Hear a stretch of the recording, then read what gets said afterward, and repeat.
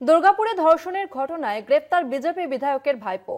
2020 সালে ধর্ষণ মামলায় গ্রেপ্তার সহদেব ঘড়ুই। দীর্ঘদিন নিখোঁজের পর পুলিশের হাতে পাকড়াও অভিযুক্ত। নাবালিকা ধর্ষণ মামলায় দুর্গাপুর মহকুমা আদালতে পেশ করা হবে। 2020 সালে ধর্ষণ মামলায় গ্রেপ্তার সহদেব ঘড়ুই। দীর্ঘদিন নিখোঁজ থাকার পর অবশেষে গ্রেপ্তার করল পুলিশ। দুর্গাপুরে ধর্ষণের ঘটনায় গ্রেপ্তার বিজেপি বিধায়কের ভাইপো। 2020 সালে ধর্ষণ মামলায় গ্রেপ্তার সহদেব ঘড়ুই। দীর্ঘদিন নিখোঁজের পর পুলিশের হাতে পাকড়াও অভিযুক্ত। নাবালিকা ধর্ষণ মামলায় দুর্গাপুর মহকুমা আদালতে পেশ করা হবে তাকে।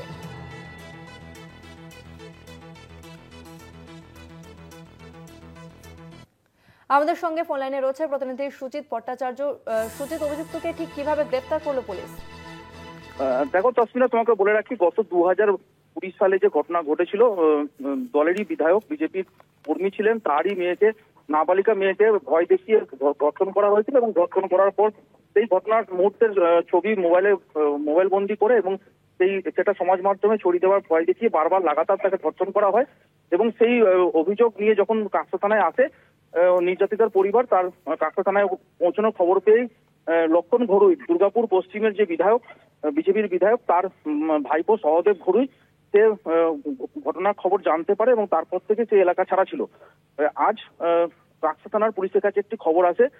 2020 সাল থেকে সে ফেরার ছিল এবং কাকসা থানার পুলিশের কাছে সকালবেলা একটি খবর আসে। সেই খবর পাওয়ার পরেই তারা কাকসার রাজবান্ধের ক্যানেল পাড়ে সেখানে তাকে রাস্তায় ঘুরে বেড়াতে দেখে এবং চেহারা কিছুটা পরিবর্তন হলেও তার মুখের আকৃতি কিন্তু সেই একই রকম ছিল, ফলে এলাকার মানুষের চিনতে খুব একটা অসুবিধা হয়নি।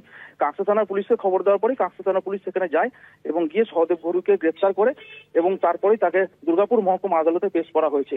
এই ঘটনার খবর চাউর হতেই কিন্তু রাজনৈতিক মহলে একটা চাঞ্চল্য সৃষ্টি হয়েছে। তৃণমূলের বক্তব্য যেটা, যে এই ঘটনায় সহদেব ঘড়ুই, তার দৃষ্টান্তমূলক যাতে শাস্তি হয়, প্রশাসন এই বিষয়ে নজর দিক। তসমিনা, ধন্যবাদ সুজিত।